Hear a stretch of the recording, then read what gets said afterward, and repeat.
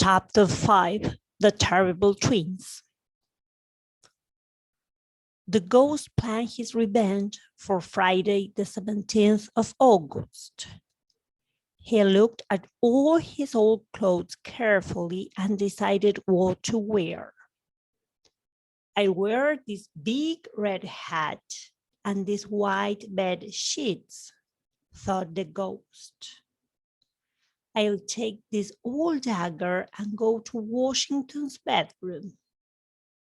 I hate that boy because he always removes my bloodstain.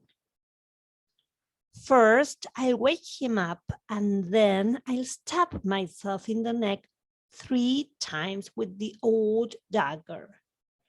He'll shout in terror. Then I'll go to his parents' room and I'll put my cool hands on Mrs. Otis' face and say frightening things in Mr. Otis' ears. Finally, I'll go to the twins' room. I'll stand between their beds in the form of a dead body. I take off the white sheet and become a skeleton. I walk around the room and make all kinds of strange noises. They'll be terrified. But I don't know what to do with Miss Virginia. She never laughs at me and she's pretty unkind. Perhaps I won't frighten her.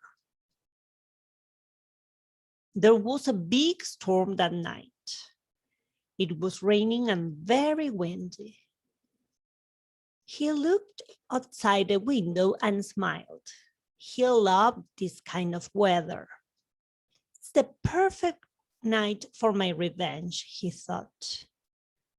For some time, he could hear the twins. They were laughing and making noise in the bedroom. But at 11:15, everything was silent. 300 years ago, I killed my wife, he said, and now I'll do another terrible thing. At midnight, the ghost walked quietly in the dark hall with a terrible smile on his face. He came near Washington's bedroom with the old dagger in his hand. But as he turned the corner, he stopped with a cry of terror. Ah! There, in front of him, was a horrible ghost. It had a round, fat face. Fire came from its eyes and mouth, and it was wearing a long white sheet. It had a sword in his hand. There was a big notice on the sheet. Sir Simon was terrified because he never saw a ghost before. He ran back to his secret room and sat on his bed in the dark. He was really frightened.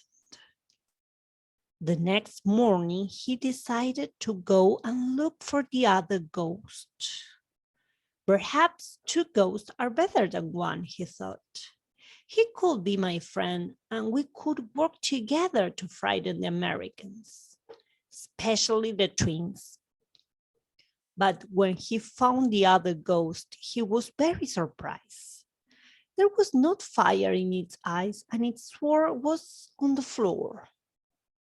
He ran to help it, but he discovered that it was only a white sheet, a pumpkin, and a kitchen knife. He read the notice.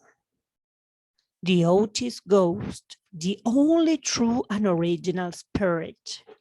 Ignore all imitations. Suddenly he understood. This was a trick, the twins' terrible trick. Simon de Canterville was furious. He raised his arm in anger and said some terrible words. He wanted revenge. But now he was very tired and went back to his room to rest. The next day, he was not feeling well. The excitement of the last 4 weeks made him very tired. For 5 days, he did not even put back the blood stain in the library. The Otis family comes from a modern country with no history, he thought. They don't understand the job of a ghost. Simon de Canterville's job was to hound Canterville Chase.